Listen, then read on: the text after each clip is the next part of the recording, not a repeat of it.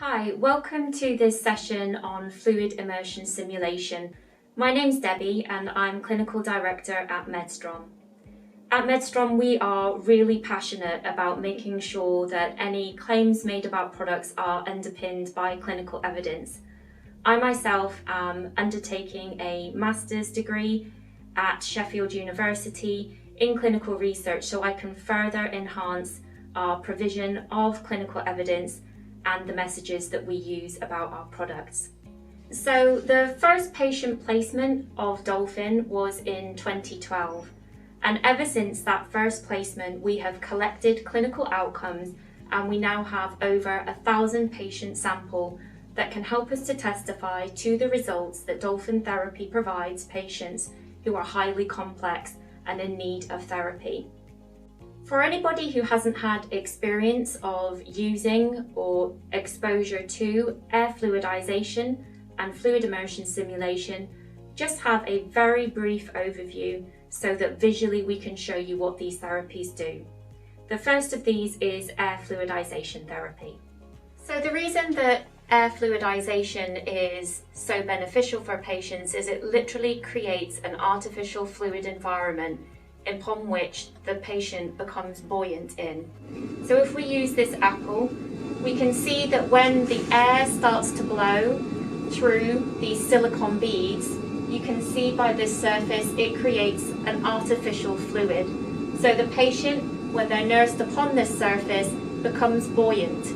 This means that soft tissue is not compressed and perfusion is much easier to achieve. If we put the apple in, we can see it become completely buoyant.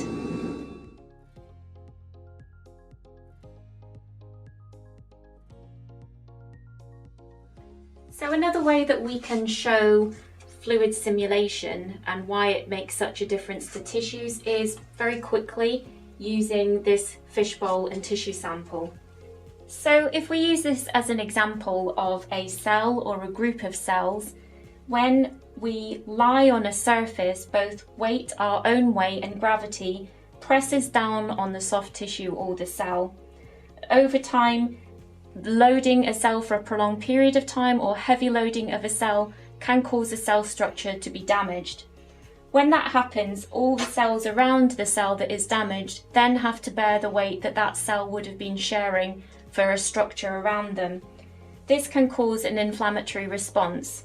So the compression of the soft tissue, in addition to the inflammatory response, means that there's less perfusion to the cells, and that can over time lead to ischemia and tissue damage. By comparison, when we have a cell or a tissue in a fluid medium, you can see that the structure of the cell or the cells remains fully patent. It hasn't been compressed by weight or gravity, which means there is no damage to the cell, there's no ischemic changes, and there's great perfusion to that structure.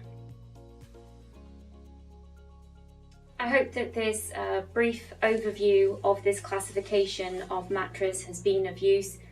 We have a team of over 13 nurses and many other members of the multidisciplinary team who would love to take this conversation further with you if you feel that it is of interest to you. Please get in contact with us. We'd love to share further evidence and testimonies with you.